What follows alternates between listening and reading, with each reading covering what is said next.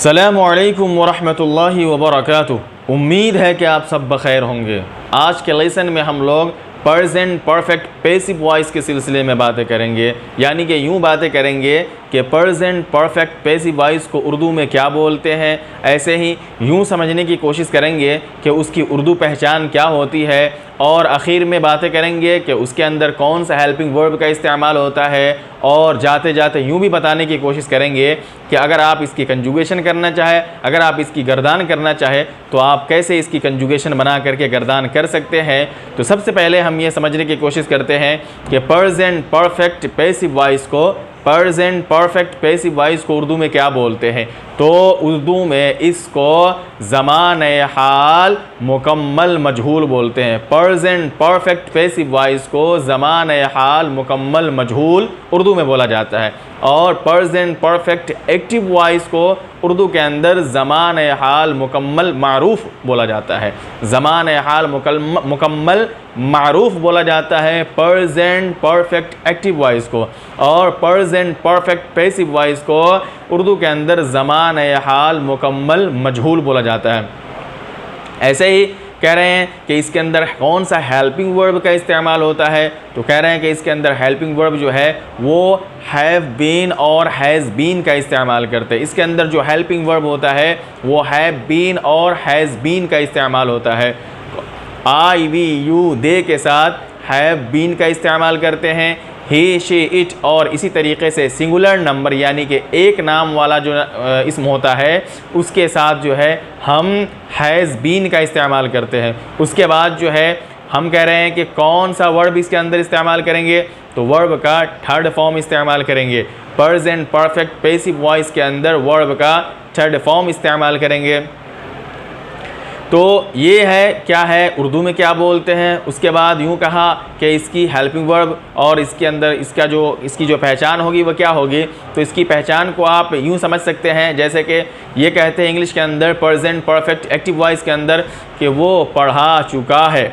अब जब उसका पैसिव बनाना हो तो आप कह सकते हैं कि उसे पढ़ाया जा चुका है, वो ख़त लिख चुका है एक्टिव वॉइस। और पैसिव वॉइस बनाना हो तो कहेंगे कि उसके ज़रिए से ख़त लिखा जा चुका है। ऐसे ही अगर फ़ेले मारूफ यानी एक्टिव वॉइस बनाना है तो आप कहेंगे वो मार चुका है, उसके ज़रिए मारा जा चुका है। वो क्या है फॉर्म फिल कर चुका है, उसके ज़रिए से फॉर्म फिल किया जा चुका है। ऐसे ही वो ख़त लिख चुका है, उसके ज़रिए से ख़त लिखा जा चुका है। ऐसे ही वो जवाब दे चुका है, उसके ज़रिए से जवाब दिया जा चुका है। आपको उम्मीद है कि इसकी पहचान और अलामत एक्टिव और पैसिव की समझ में आ गई होंगी।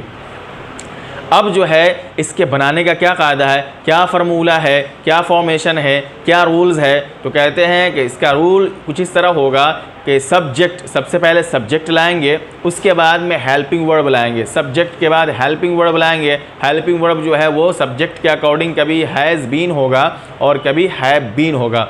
उसके बाद में जो है वर्ब का थर्ड फॉर्म इस्तेमाल करेंगे, और उसके बाद में फिर जा कर के बाई इस्तेमाल करेंगे, और उसके बाद में फिर ऑब्जेक्ट का इस्तेमाल होगा। यानी यूँ कह सकते हैं सीधी ज़बान में, सीधी और साफ ज़बान में कि subject plus helping verb plus verb third form plus by plus object, subject plus helping verb plus verb का third form plus by plus object. ये इसका क्या होगा, इसके बनाने का फॉर्मेशन होगा। अब इसको मिसालों से समझने की कोशिश करते हैं कि कैसे हम इसको बनाएंगे और मिसालों में कैसे इसको तब्दील करेंगे। तो जैसे आपने कहा ही हैज़ टॉट, वो पढ़ा चुका है। ही हैज़ टॉट, वो पढ़ा चुका है। ही हैज़ रिटन, वो लिख चुका है। इसी तरीके से ही हैज़ बीटन, वो मार चुका है। ऐसे ही कहे कि आई हैव टॉट, मैं पढ़ा चुका हूँ। ठीक है, उसके बाद में कहे कि आई हैव बीटन, मैं मार चुका हूँ। ऐसे ही बोले आई हैव रिटन, मैं लिख चुका हूँ। लेकिन इसको पैसिव में बनाना है तो हैव और हैज़ के साथ क्या करेंगे, बीन का इस्तेमाल करेंगे। जैसे कि क्या है, वो पढ़ा चुका है तो बोलेंगे ही हैज़ टॉट, और वो उसे पढ़ाया जा चुका है तो बोलेंगे he has been taught, he has been taught. वो मार चुका है तो बोलेंगे ही हैज़ बीटन। लेकिन यूँ कहना है कि उसे मारा जा चुका है तो बोलेंगे ही हैज़ बीन बीटन। ऐसे ही अगर आपको कहना है कि वो ख़त लिख चुका है तो बोलेंगे कि he has written a letter, he has written a letter, कि वो एक ख़त लिख चुका है या ख़त लिख चुका है। लेकिन ये कहना है कि उसके ज़रिए ख़त लिखा जा चुका है तो बोलेंगे a letter has been written by him, a letter has been written by him. समझ में आया? इसी तरीके से क्या है, वो फॉर्म फिल कर चुका है तो बोलेंगे he has filled the form. अगर इसको पैसिव में बनाना है तो बोलेंगे the form has been filled by him. अगर इसको पैसिव में बनाना है तो बोलेंगे the form has been filled by him, के फॉर्म जो है उनके ज़रिए से भरा जा चुका है। उम्मीद है कि आपको इसका फ़र्क समझ में आ गया होगा। ऐसे ही अफर्मेटिव सेंटेंस कैसे बनाते हैं अगर एक्टिव वॉइस है तो, और अगर पैसिव वॉइस है तो कैसे बनाते हैं, यकीनन आपको समझ में आ गया होगा। उसके बाद में हम पैसिव के अंदर नेगेटिव सेंटेंस बनाने की कोशिश करते हैं और दोनों को मिलाने की कोशिश करते हैं कि एक्टिव में अगर नेगेटिव बनाना है तो कैसे बनाना आपने सीखा था, और अगर इसी तरीके से इसको पैसिव में आकर के नेगेटिव बनाना है तो कैसे बनाएंगे।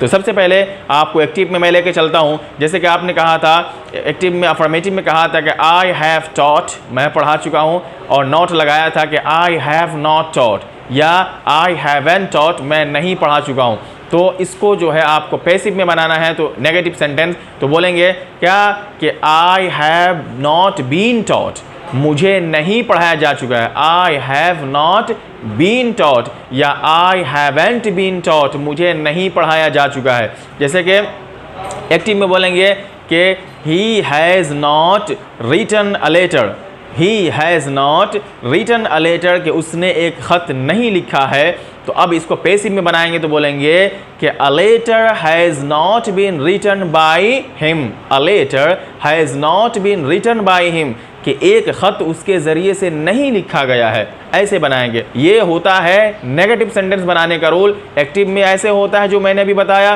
और पैसिव में ऐसे होता है जो मैंने अभी आपको करके बताया। ऐसे ही कह रहे हैं कि अगर आपको इंट्रोगेटिव सेंटेंस बनाना है तो आप क्या करेंगे, तो उसको करना यूँ है कि सब्जेक्ट से पहले हेल्पिंग वर्ब में से कोई एक, यानी कि हैव बीन, हैज़ बीन में से सिर्फ हैव या हैज़ को सब्जेक्ट से पहले सब्जेक्ट के अकॉर्डिंग ला देंगे। उसके बाद में सब्जेक्ट होगा, और उसके बाद में फिर क्या होगा, बीन होगा, फिर वर्ब का थर्ड फॉर्म होगा।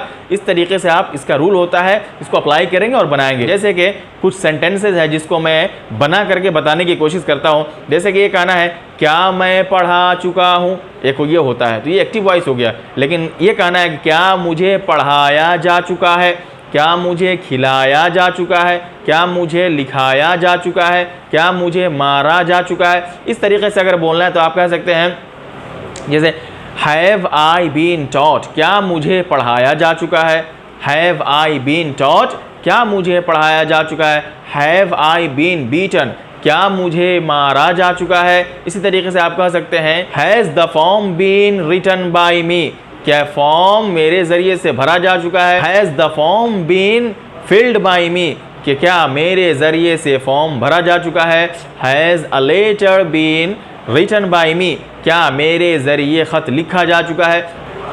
इस तरीके से आप इंट्रोगेटिव सेंटेंस यानी सवालिये जुमले को बना सकते हैं। उसके बाद में मैं ऊपर से नीचे तक एक बार दोहरा देता हूं ताकि आप फिर से इसको समझ ले। मैंने ये जो टेंस पढ़ाया है, इस टेंस का नाम है प्रेजेंट परफेक्ट पैसिव वॉइस, जिसको उर्दू में बोलते हैं ज़माने हाल मुकम्मल मजहूल, जिसको उर्दू में बोलते हैं ज़माने हाल मुकम्मल मजहूल। इसके अंदर जो हेल्पिंग वर्ब इस्तेमाल होता है वो हैज़ बीन और हैव बीन का इस्तेमाल होता है। आई वी यू दे के साथ हैव बीन का इस्तेमाल होता है। ही शी इट नेम के साथ हैज़ बीन का इस्तेमाल करते हैं। इसके बनाने का जो साख्त और फार्मूला है वो ये है कि सब्जेक्ट प्लस हेल्पिंग वर्ब यानी has been, have been plus verb third form plus by plus object, ये है। जैसे कि अब मैं कुछ गर्दान है यानी कि एक दो सब्जेक्ट से मैं कुछ गर्दाने करके बता देता हूं ताकि अगर आप इसको हर तरीके का जुमला बनाना चाहे तो कैसे बनाएंगे। तो जैसे कि मैं एक गर्दान कर रहा हूं कि मुझे पढ़ाया जा चुका है, आई हैव बीन टॉट, मुझे पढ़ाया जा चुका है। मुझे पढ़ाया नहीं जा चुका है, आई हैव नॉट, या फिर आई हैवंट बीन टॉट। क्या मुझे पढ़ाया जा चुका है, हैव आई बीन टॉट। क्या मुझे नहीं पढ़ाया जा चुका है? Haven't I been taught. मुझे क्यों पढ़ाया जा चुका है?